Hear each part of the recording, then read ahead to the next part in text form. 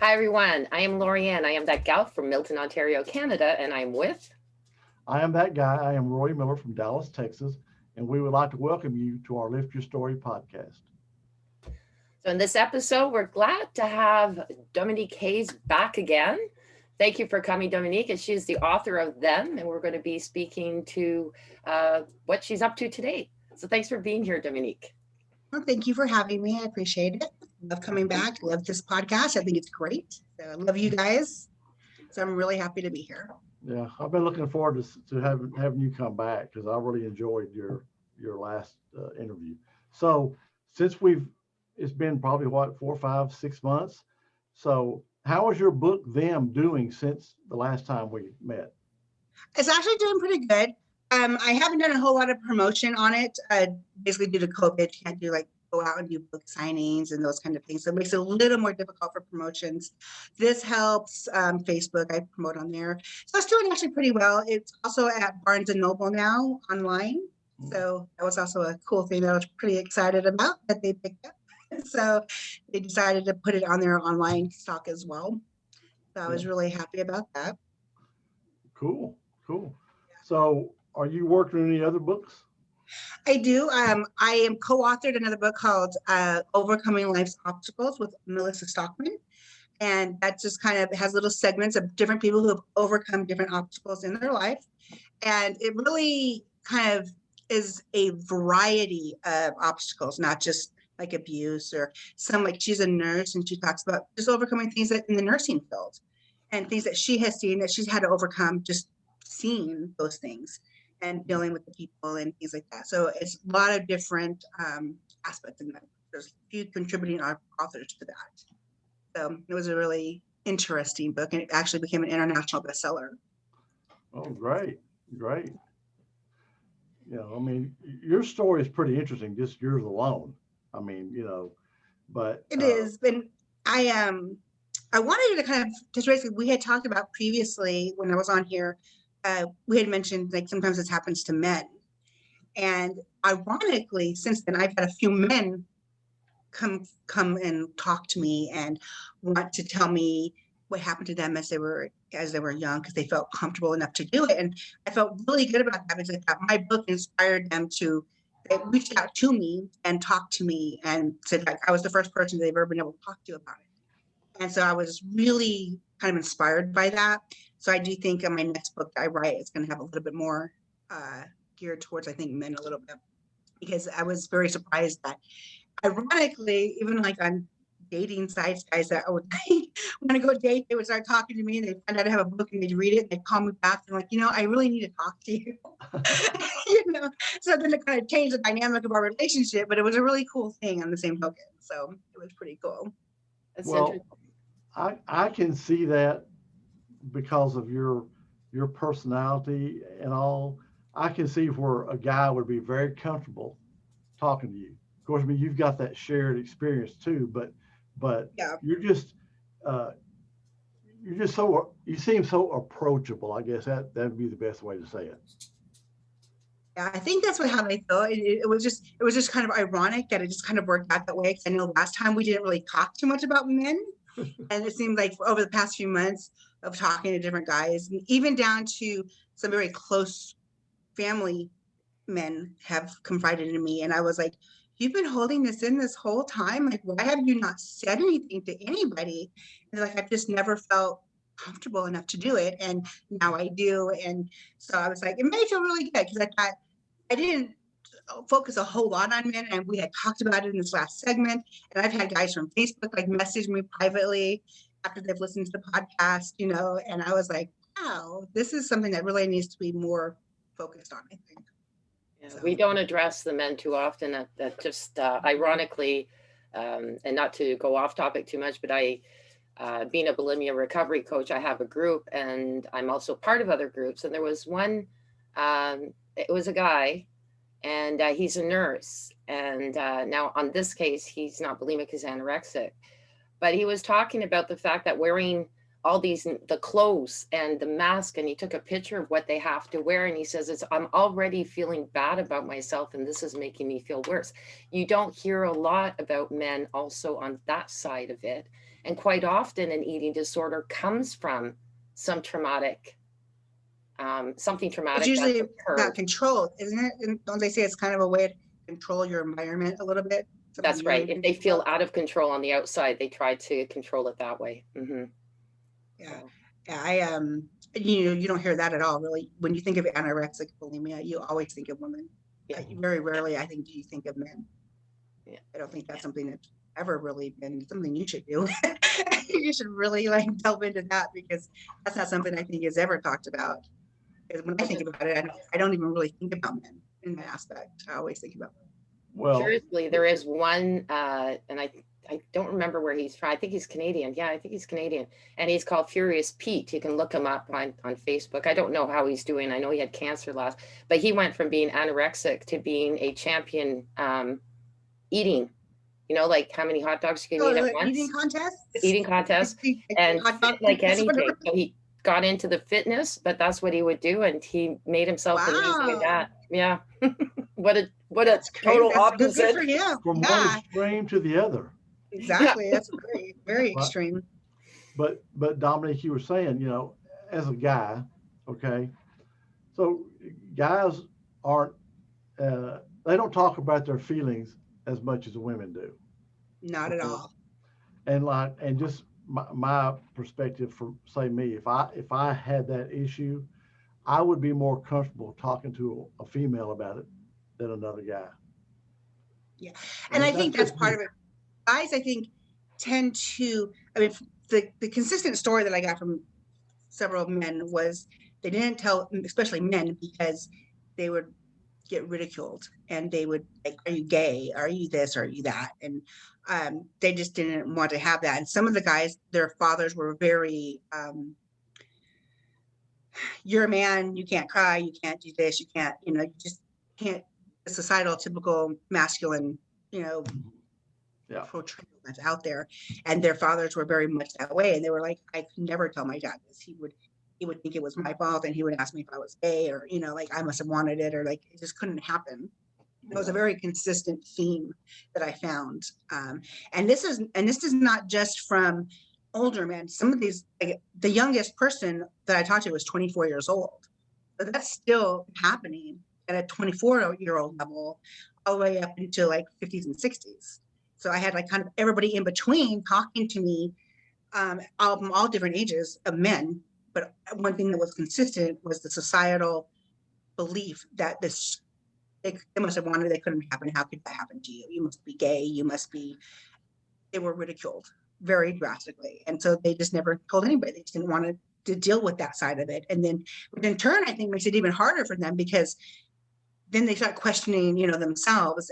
Am I gay? Did I want this? Was this my fault? Because they have nobody to turn to, and there's not a whole lot of literature really out there, readily available as there is for like women. So I think it's a very sad state when I realized how many people started talking to me, that they just never, some of these guys were in their 60s and they've never told anybody. And I mean, I thought, God, you've held this in your whole life and you've lived with this and you felt this way. So they always had a bit of insecurity about themselves. And it was very sad. It made me very sad to see. It's interesting. I was watching a TV show yesterday, and it was like one of those investigative crime shows.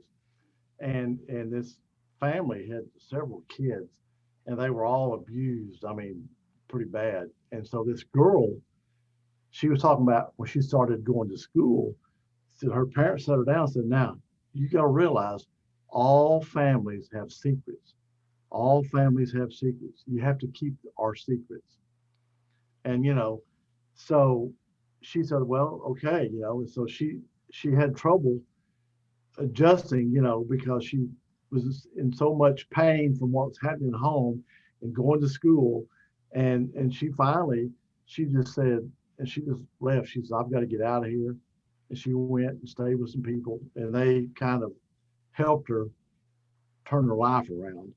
And or anyway, I think that's a very common theme of family dynamics, is what stays in our family, it stays in our family. You don't talk outside of these walls. You don't tell people what goes on inside the closed doors. And I mean, that happened to me. I think I may have mentioned in my book a little bit. that, that was it. You don't talk about it. You don't tell other people. It just stays here and it kind of dies there. But it dies for everybody else. And the problem is it doesn't die for that person. And they keep that inside. Everybody else can move on with their lives and forget about it or put it behind them, or where whoever is affected, it's there with them forever. And I think that was a very, very big dynamic in a lot of families is what stays in our family stays, kind of like what happens in Vegas stays in Vegas, what happens in our family stays in our family, and I think that's also not something that should be taught, because I think I understand the concept of it, but some things you do need to talk about. Some things need to be brought outside of the home, because you do need professionals sometimes to come in and take charge and help you get through things. Well, see, for me, mine was more physical, emotional, verbal for me growing up, and all the relatives, everybody around knew what was going on, but nobody did anything. Right. It wasn't their business. It wasn't their. Yeah, it was. Of course, I mean, I grew up in the 50s and 60s, but I mean, still, it was like everybody knew what was going on. They didn't like it, but they never did anything about it. I had a close to home situation in my family where my daughter was getting verbally accosted by her boyfriend. And when I went to the mom and she's like, it's not my business. I'm like, yeah, actually it is your business. Like, this is our family and this is not okay. And this is your son. You need to address with him that this is not okay. She was also very verbally abused in her family. And so it was very common for her. It didn't seem out of that norm for her. So it was okay, because that's how she grew up. That's how her husband was. That's how it just wasn't her family. And this person I'm talking about has made a 360. He is so much better now than when he was 5 years ago. But because, and he had, in fact, he was just here with me a little while ago, and him and my daughter are no longer together, but we still keep in touch because they have a child.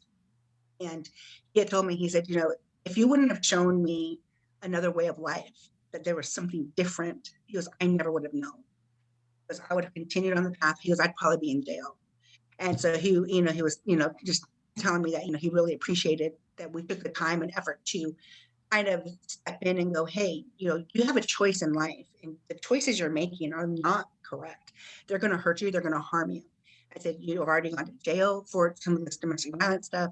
I said, you really need to rethink what you're going to want to do, because you have a baby, and do you want your baby to live this way?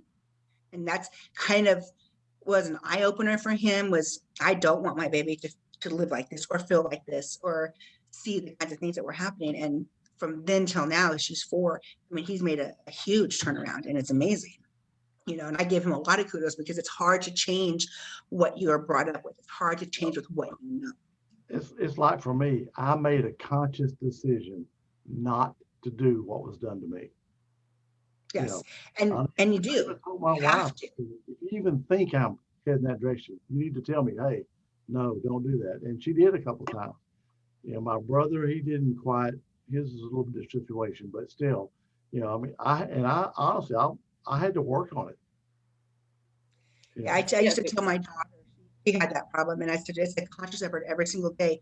You have to kind of check yourself, because you'll feel it. You'll feel that anger. You'll feel that, kind of fire that kind of comes up inside you, and it gets in you, and you're just like, you want to explode. And I said, you have to change the way you perceive, the way people talk to you. You might take something very misdirected that they're saying and take it completely the wrong way and just fire you up. And they may not have meant that at all. So you have to just learn how to rethink the way things come into your brain, how you react to those items. And it's a very hard and very long process. It's not like you can do it overnight. It's not like you have to do it for years. And as you said, a very conscious effort of changing those things, because it's not easy. It is very difficult. Yeah. But as long as you're aware. Yeah. What I was going to say too is, quite often, as you're saying, that there's gentlemen that, they'll hold things in, right up till they're 60, but that frustration is still within them. So there's different ways that it can come out, and it may not even, something that happened previously will quite often dictate how you present yourself. I know, if you hold something in too long, at some point it's going to explode. you And know, it can most explode in your likely for the workplace, most in part. different areas of your life. It doesn't necessarily mean it's going to explode maybe with your spouse. It could be your job. It could come out in so many different forms, and you may not even be aware that, because you maybe you say, I'm never going to hit my wife, but then you go and get in bar fights every single night. Like it's coming out. It's going to come out somewhere. That anger that's there, that frustration, that whatever it is, maybe you blow up at your boss, maybe you don't do well at work, or whatever the case may be. It's going to manifest at some point in your life, and you may not recognize that that's what it is until you can really kind of go, I need to deal with some of these things. Because I always say, if you can't talk about it, you haven't dealt with it. If you start talking about something and you're breaking down, you're crying like uncontrollably, we're all going to cry or have our moment for things that have hurt us. But when you go into the kind of extreme side of your reaction to when you're talking about something, or when you're watching a TV show and let's say the TV show is about domestic violence, and you were a victim of domestic violence, but you never acknowledged it, you never went to therapy for it, you never dealt with it, and you get really angry. You're like, that guy should go to prison, for the rest of his life, and you get overly angry about it as a TV show. It just kind of shows those are ways it can manifest that you're not really realizing that that's what's happening. Is that anger that you're putting on that TV show is the anger that you feel inside for what happened to you in your life, and that you've just never dealt with that anger. And because if you deal with it and then you watch those shows, because I'll be the first to tell you, I used to watch Law and Order, SVU, and I would hear like I could never be a judge because that guy would just go to jail. Like it's done, he'd go to jail. There's nothing else to it.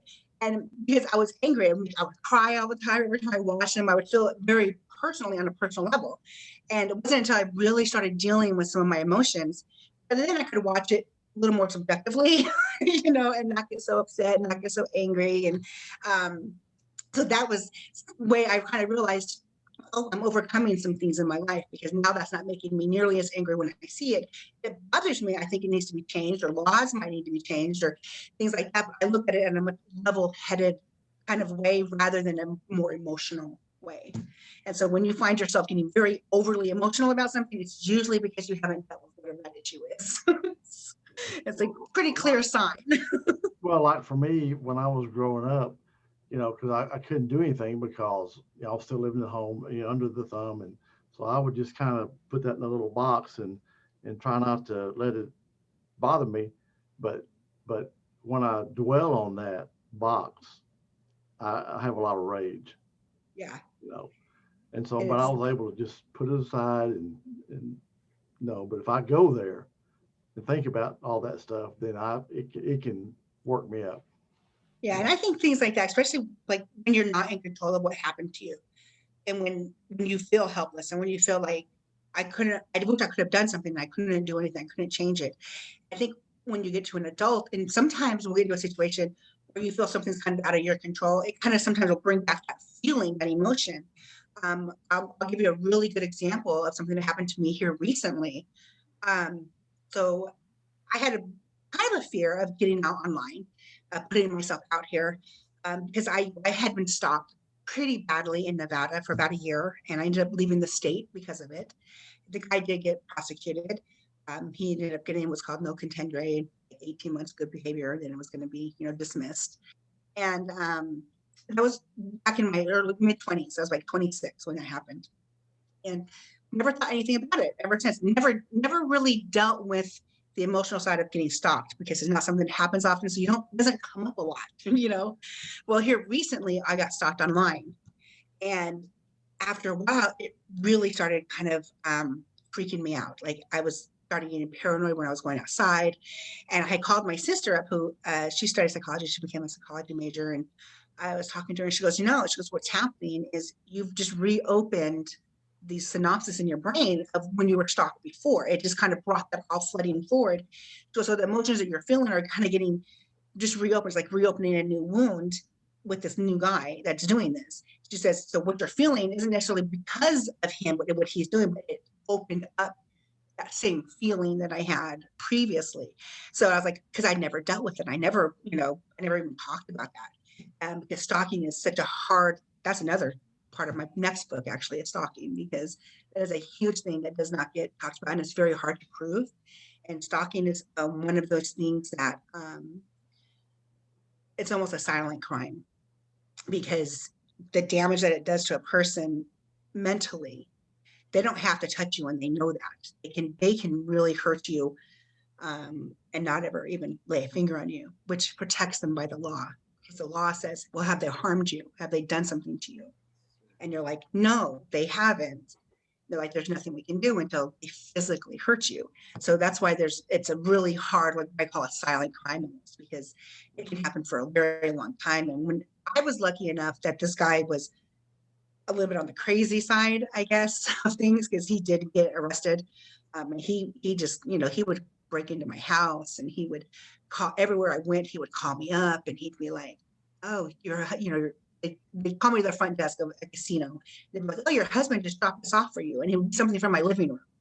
And I'm like, and he would sign it just so I knew that he was watching me, that he knew where I was. And so all of those things, they mess with you mentally. I never dealt with it.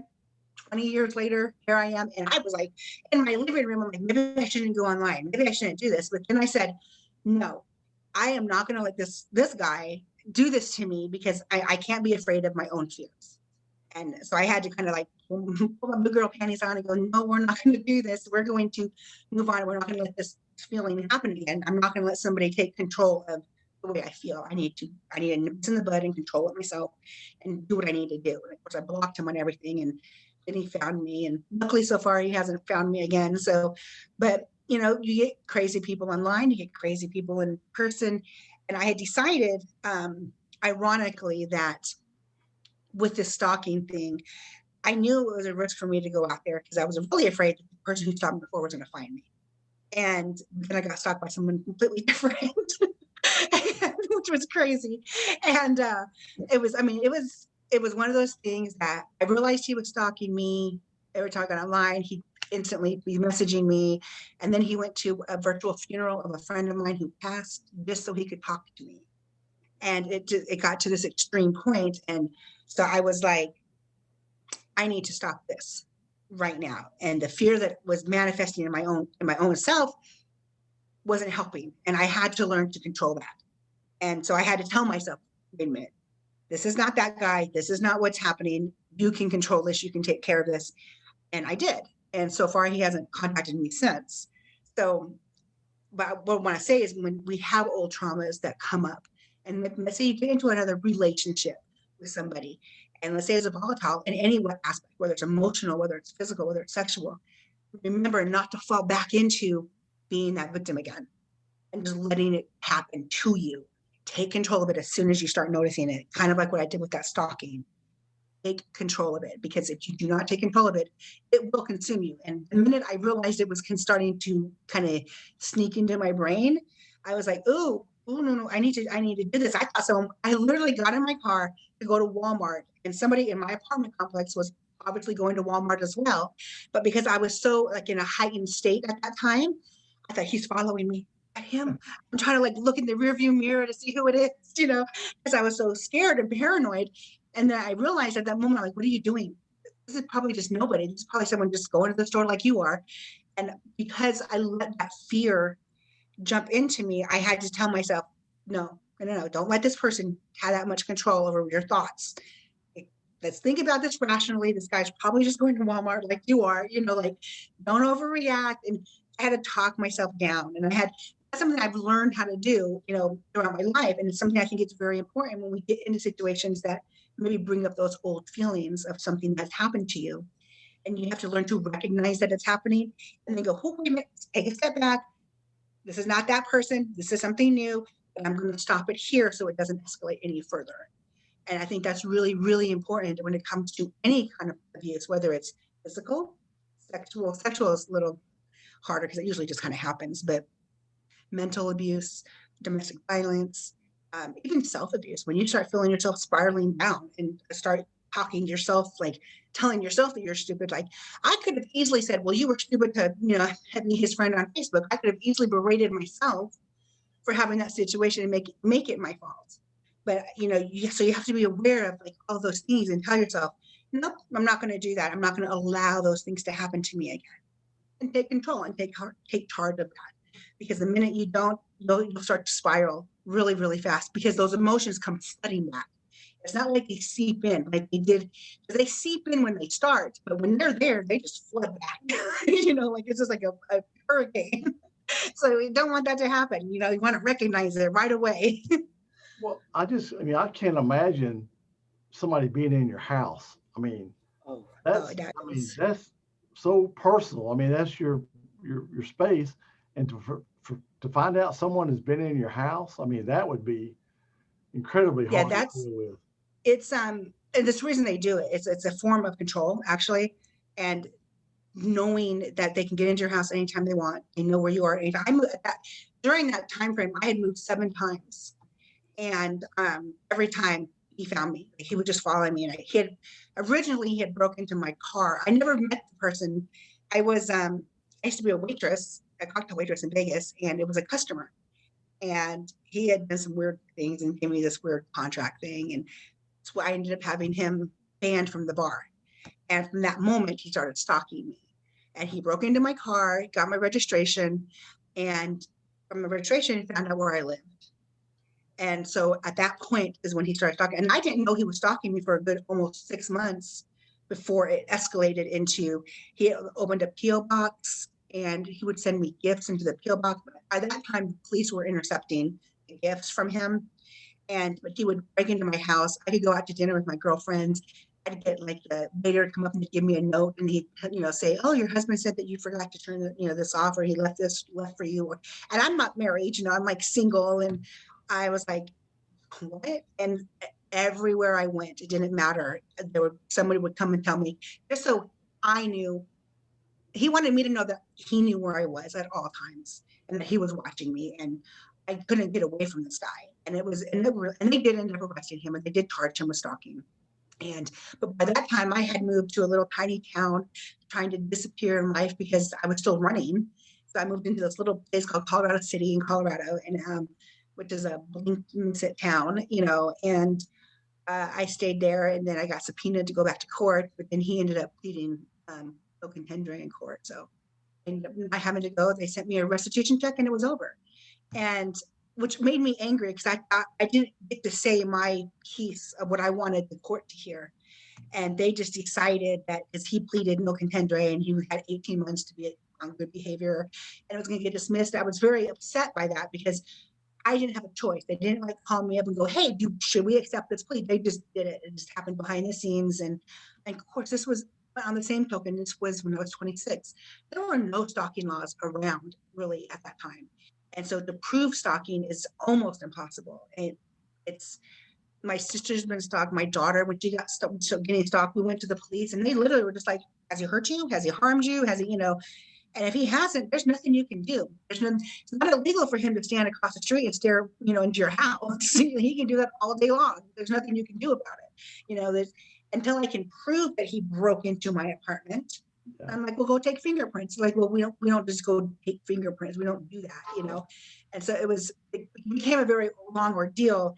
But then when the police really got involved, when he started sending me these weird gifts through this P.O. box, and then they really kind of got more heavily involved with what was happening. And then in Vegas, I was able to get out of my lease because if you're getting stalked and you have a police report that shows this, they will let you out of your lease, which is a good law. Colorado, I think, just passed that law. So it's things like that are, so important. But again, stalking is also just another way for someone to control you in the way you think and the way you feel. And it's a silent crime. It's a very silent crime. It is because you can't prove it. It's very hard to prove that someone's stalking. Most people think you're either an angry girlfriend, angry, like all these things. Looking for attention. Yeah. Looking for attention. Yeah. It's a very difficult crime. So, his name is John Smith. He's this. They go, "Well, okay, if he kills you, we'll know who to go look for." Yeah. Exactly. I mean, that's pretty much what it is. And even when I remember when I got the restraining order, the cop literally looked at me and said, "Just so you know, it's just a piece of paper." And I was like, "What do you mean?" And I was young. I had no idea what that meant. And he was like, "What I'm telling you is this is not going to probably stop him. Only thing that's going to help you is when you go to court. He actually does something to you. Because you will have a paper trail that shows that you tried to do something." He goes, "It'll just make your case stronger." And I'm like, wow, oh, okay. Well, thank you for telling me that. Good to know that this is a worthless piece of paper. So, like, is it the only thing that'll help you is if you see him outside your apartment, you can call us. But if he's within that, 100 yards or whatever the feet or whatever it was, he says, there's nothing we can do anyway. He'll be in his rights to be, even if he's just right behind that line, he can stand there all day long. There's nothing you can do. And so that is something that actually me and my sister have been trying to change the laws about getting stricter stalking rules and regulations, because it is such an epidemic that's out there that people don't even think about. It's so funny talking to you guys today, because I was talking to my sister about all kinds of stuff about this today. Oddly, we had so many conversations. We talked about child trafficking, and when I went undercover for the FBI, and I said, my comment was, back in 1992, they knew that Thailand was the second biggest country for trafficking. I said, and oddly, today it still is. I said, why didn't they do one thing like, I don't know, make you have a visa to go to that country? They still haven't changed that law. But we've known since how long that they do this. Like, why not just change one law that requires you to get visas? And that would drastically reduce that number in Thailand.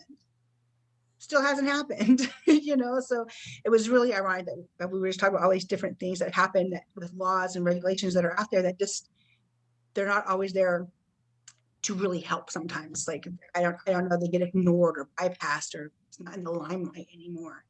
And stalking is one of them. Stalking is definitely something that's a terrible crime, and it happens to men, it happens to women, and you can't prove it. And you can do online stalking now, like, it's so prevalent.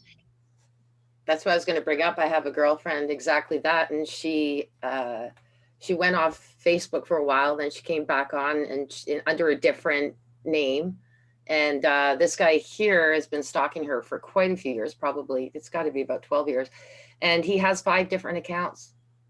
I went through and I found that we followed through, and we found 5 accounts, and that's what we could find. And and he just kept finding probably so much more. Yeah. And it's scary. And I feel sorry for her, because it's very hard to do anything about. And that's what she was saying too. The cop, she says, the only thing that she can do is just keep reporting it. That's all that she can do. They're not going to do anything about it. She just keeps reporting it, just like you said, but it will strengthen your case if anything happens. If anything happens. So, and I got really mad, because of course I was much younger and a little spunkier at that point in my life. And I was like, so what you're saying is if he beats me or kills me, then you'll do something. Yeah. And they're like, pretty much. I was like, you guys suck. And I'm like, that's not a good rule at all. Like, can we have a different law about this? Like, there has to be something you can do. And they're like, there's not. He's protected under the law, just as you are. He said, but unfortunately right now, there's nothing. He hasn't physically harmed you. And yet you can go to jail. Mentally messing with my head. Yet the crazy thing is, you can go to jail from freedom of speech, saying the wrong thing. You're gone, but you can stalk someone, and that's okay. Like, that just doesn't make sense to me, Yeah, no, it doesn't. It makes zero sense, because that's still another form of abuse. It's abusing another person. And it's a mental abuse that person puts on them, because they are mentally making that person afraid. They're making that person afraid to leave their homes. They're afraid to talk to other people. They don't know who's watching them. They don't know if this person is going to escalate and actually physically harm them. And that's a lot to live with, and it's hard to live with. And I know, like, for me online, I started not wanting to get online anymore. And I kept asking people, like, how do you hide yourself on your online profile? Like, how do you not let people know you're online? Because the second I would turn my computer on, I was getting, messages like left and right from this guy found me on Twitter. And I don't even use Twitter anymore. Like, I haven't used Twitter, I don't even know how long, right? But I don't even know what my Twitter handle is. But he found me on Twitter. He found me on Instagram. He found me on TikTok. He found me on Snapchat. He found me on Facebook, on Messenger, and and it was unbelievable to me, because I'm like, I don't even know how to find out people that way. I was like, how did he do this? Like, what did he do? But however he did it, he obviously knows how to do it. And then I blocked him from everything, and then he created another profile, and I got a message through Messenger, and it was, when you're not friends with somebody, it goes into this other box area. Yeah. And he literally put in this box, because he said, well, just so you know, I'm back. And I was just Oh, like, yeah, I was like, block this person, whoever this is, because I don't, and I mean, I knew who it was. It was just like, oh my God, oh, crazy. And I was telling my sister, I said, I don't even know, but I blocked him from that. So I haven't seen him, since. But it was just, but again, nothing you can do. You just have to let it happen. And I had to tell myself and talk myself down, because one of my biggest fears was putting myself back out online and putting my name out there. And I'm using my real name. And I'm kind of like, it was scary, and it was funny because my mentor that I had previously, who has since actually the funeral that this guy went to, I should tell him, he knew, like, I was very afraid of these things. I was very afraid of being in the public eye and something happening. And one of my fears was stalking. And he'd always tell me, oh, don't worry, I'll protect you, it'll be fine, as long as I'm around, you'll be safe. And at his funeral was when that guy went to his funeral, and was like, he texted me, literally messaged me a second after the funeral was over. He said, your friend seemed like a really nice guy. I was like, what? Did you just go to his funeral? And I mean, it just blew me away. I thought, crazy people. But again, it brought those old feelings back, and I had to squash them, and I had to check myself and put myself back in a frame of mind of, I'm not going to ever let anybody take control of my life again. Ever. I'm not going to let somebody take control of how I think or how I feel. And I have to, and don't get me wrong, I had a couple of nights, I'm like, I'm just going to stay inside. I'm not going to do anything anymore, like, and it was like very scary. And then I thought, no, I'm not going to be that person. I'm not going to lay back and let this just happen to me. I can't do that. I can't just let this happen, because if he doesn't do it to me, he's going to do it to somebody else. So I'm going to do whatever I can to, one, not let it happen to me, but also take charge and let him know that I'm not going to just sit back, and I'm not just going to eat this, like, oh yes, please victimize me again in my life. I'm not going to do that. And I've had to make that choice again, conscious choices that we make every day in life. We have to choose who we're going to be and how we're going to do it. And sometimes you do need somebody. I had to call my sister and be like, I think I'm losing my mind. Like, this guy is stalking me. I just want to run this by you. And she's like, nope, he's definitely stalking you. And I'm like, okay, I wasn't sure if it was manifesting old feelings into new, like, and messing them up. And I was like, am I going crazy? Is this guy really stalking me? And she's like, oh no, he's definitely stalking you. And so then I'm like, okay, so I'm not crazy. This is happening. I'm not like thinking and mixing like 20 years ago to now and making it something that it wasn't. And because I had to validate myself, because you do get unsure of yourself sometimes, because when trauma happens, like, maybe I'm just being paranoid, maybe they didn't mean it that way, or maybe I'm reading too much into this. And so I wanted someone else to look at it with their eyes and go, what do you see when I send you these messages? What do you see? How do you feel? And she was like, he is stalking you. You are absolutely right. You need to, she was like, block everything you can, do whatever you can to get away from this guy. I was like, okay, so it's not just me. I'm not just being overly paranoid. Sometimes that happens when you've been victimized. You get more on high alert than what maybe you should be sometimes. And you read into things that aren't necessarily happening because of what's happened to you in your past. So it's really good sometimes also to have someone to keep you in check, to make sure that what you're feeling is really what it seems. Because sometimes someone might say something to you, and maybe that's something that your ex told you 20 years ago, and it triggered something for you. And that's not at all what that person meant. But because of that happened, you kind of explode on them, and it really wasn't, it was very misconstrued. And so sometimes it's hard to keep yourself in check, and sometimes you need someone to bounce that off of. So it's always good to have a friend, a sister, a buddy, whoever it is, to be like, hey, so this person said this to me. Well, how would you take that? Like, and make sure you're not being paranoid, or overreacting to something. Because people who are victimized, traumatized by anything, you sometimes get heightened and you take things the wrong way. And so you have to keep yourself, there's that balance that you have to find. And just sometimes when you start getting a little more heightened, it's hard to find that balance. And it's really good to have somebody else go, yeah, no, I think you're right. I think this is not a good situation. Or, oh, maybe I think you may have took that wrong. I think maybe that's not what they meant. I think maybe they meant this, and you just kind of freaked out a little bit because of what, Joe Blow did to you 5 years ago. So maybe go talk to them about it. So I have would balance. imagine sorry to interject, but I would imagine too that when you are being stalked, it can have an incredibly limiting and paralyzing effect on your life. And that's where you're saying to come out and take control of that, because you can shut yourself completely off of everything. And it, even in business, like if somebody, online is their business, Yeah, you're shutting absolutely. all that off. So you're sacrificing a lot of things as well when you're doing that. So that's definitely what you're saying.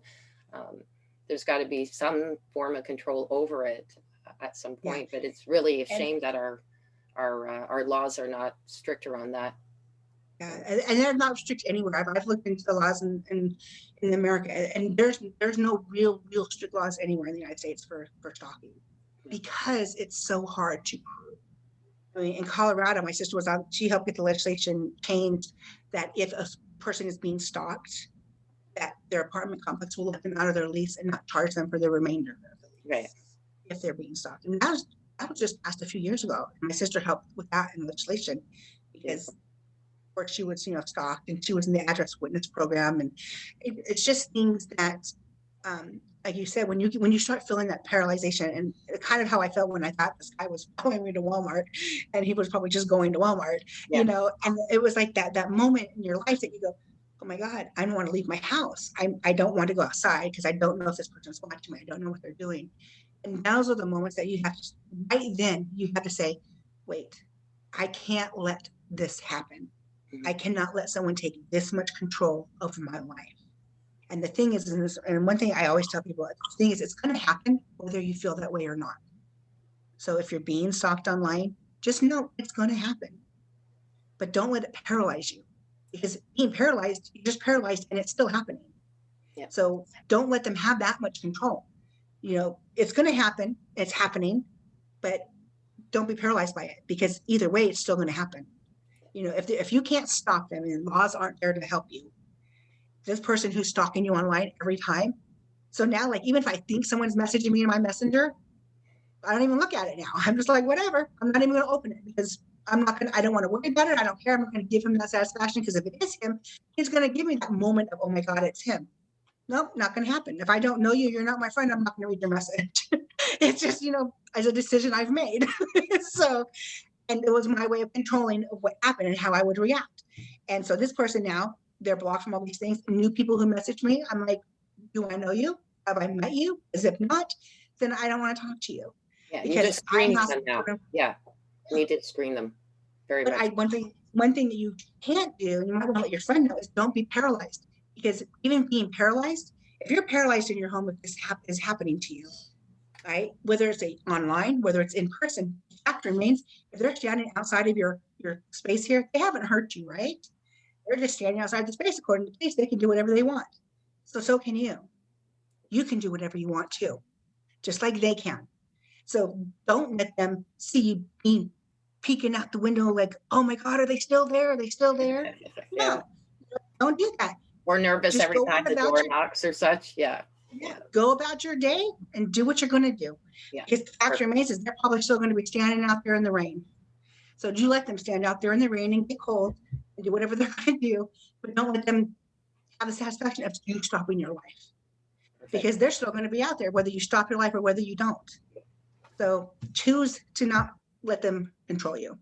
And that's really kind of what it comes down to. And it's a hard choice, because it is paralyzing and it is hard. I mean, like I said, I had to call my sister and get that reinforcement of, oh my God, I think this guy just followed me from Walmart, and she's like, I'm pretty sure he didn't. And I'm pretty sure you just need to be okay. You just need to breathe and know that even if this guy is stalking you, there's nothing you can do. Just continue with your life, move on, because he's still going to be out there in the rain, stalking you outside, 50 feet from your house, and he's still going to be standing there. So why should you be sitting on your couch freaking out all day long? What you should be doing is, I got to clean my laundry, I got to do this. Live your life.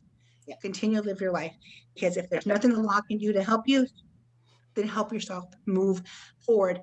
It doesn't mean be not diligent on being aware of your surroundings, but what it does mean is don't let them take control of your surroundings. Well, They're still how can our listeners reach out to you, Dominique? They can reach out to me through email. I take anything through email, dominique.hays73@gmail.com. Okay. I do have a web page, I guess, on Facebook. They can always message me through that. So that's open to the public. They can message me on there as well. It's called THEM, THEM, to help empower money. And it's a Facebook page I have there. And yeah, either one of those are probably the best ways to get a hold of me. Cool. And I love talking to all kinds of people because I feel everybody has a story, everybody has something to say, and sometimes it's hard to say to somebody who doesn't understand it or doesn't know it, and you're not comfortable and you're not sure what to say or how to bring it up. Or so I open any conversations, just even sometimes they start off not even close to what you think you're going to talk about, and it ends up being something completely different. So as long as it helps somebody, I'm so for that. All right, great. Well, sure was good reaching out and connecting with you again. I always enjoy talking to you because you're just so dynamic. Well, thank you. Yeah, and we look forward to hearing about the book that I guess you're going to be writing about the stalker. You've got another one. Yes. So when that's all said and done, we can get you back on to hear more about that That too. would be great. That would be absolutely great. All right, thanks Well, again. thank you for having me. Thanks. All right. Well, Dominique, thanks a lot. Enjoyed talking All to you. right, thank you. You have a good night, or good afternoon. I don't know what time it is in Canada, but is it the same time in Canada? We are, no, I think we're different. Right now it's 3:52 for me. Yeah, they're Eastern. We're Central. Oh, okay. I had no idea. Okay. Well, thank you so much for having me. You're All welcome. right, Thank you. take care. Bye.